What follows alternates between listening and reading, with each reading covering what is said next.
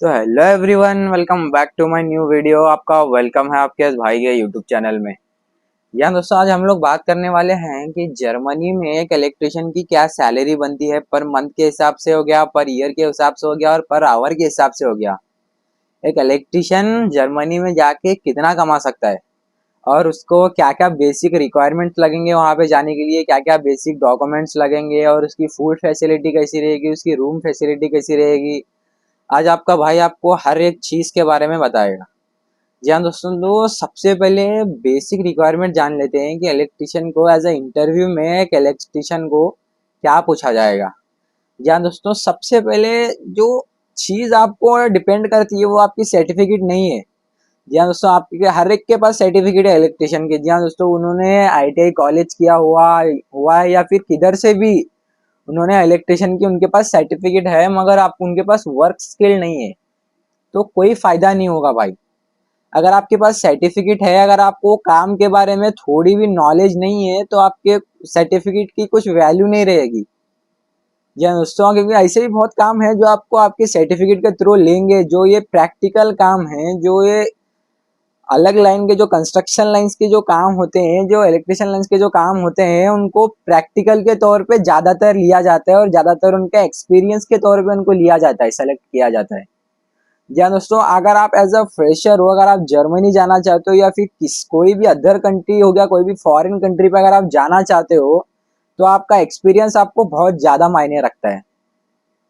जी हाँ दोस्तों, आपका एक्सपीरियंस, जितना आपका एक्सपीरियंस रहेगा उतनी ही आपकी ज्यादा सैलरी रहेगी और आपको उतना ही आप वैल्यूएबल रहोगे।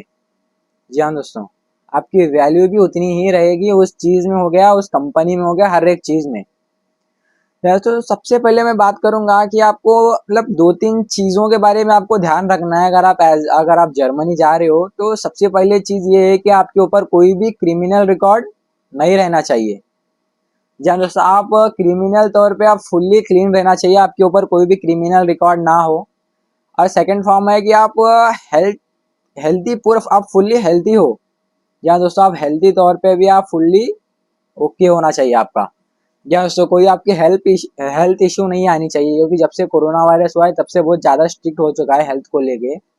या दोस्तों, आप फुल्ली तरीके से आप फुल्ली हेल्थी भी होना चाहिए।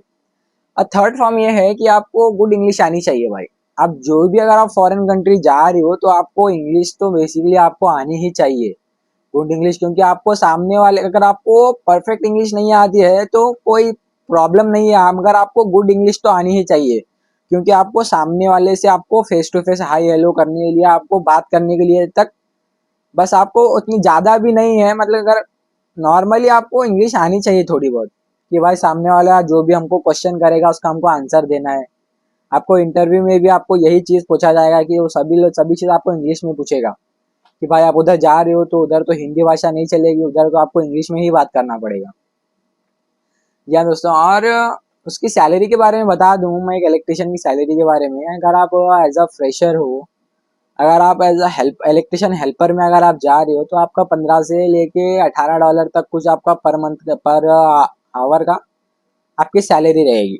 या दोस्तों, $15 से लेके $18 या $20 के अंदर आपकी सैलरी रहेगी। अगर आप एज अ कारीगर जा रहे हो तो आपका मिनिमम $25 से लेके $28 तक आपका पर आवर का रहेगा। जी हाँ दोस्तों, एज अ इलेक्ट्रिशियन में। और मैंने आपको हर वीडियो में बताता हूँ, इसी वीडियो में भी यही बता रहा हूँ कि अगर आपकी अच्छी कंपनी रहेगी तो आपको फूड भी प्रोवाइड करेगी, रूम भी प्रोवाइड करेगी। अगर कंपनी, अगर ऐसी ऐसी कंपनी रहेगी तो आपको फूड या फिर रूम प्रोवाइड नहीं करेगी, तो वही चीज़ आपको थोड़ा बहुत दिक्कत आ सकती है। आपको आपको खुद का रूम लेके रहना पड़ेगा, या आपको शेयरिंग रूम में रहना पड़ेगा, या फिर आपको खुद के हाथ से खाना बना के खाना पड़ेगा, या फिर किसी बाहर आपको होटल में खाना खाना पड़ेगा। या दोस्तों, उसकी सैलरीज के बारे में मैं आज बताने वाला था, तो उसकी सैलरीज को मैं एक्सप्लेयर कर चुका हूँ। और आपको इन चीज़ों का ख्याल रखना है। मैं जो जो भी चीज़ मेरे वीडियो में बताया हूँ, आपको उन उन चीज़ों का ख्याल रखना है। आपकी पुलिस वेरिफिकेशन आपकी फुल्ली क्लीन होनी चाहिए, आप फुल्ली तरीके से हेल्दी होनी चाहिए, और आपको थोड़ी बहुत इंग्लिश भी आनी चाहिए। आप एनी फॉरेन कंट्री जा रहे हो तो ये चीज़ आपको ज़रूर लगेगी ही लगेगी।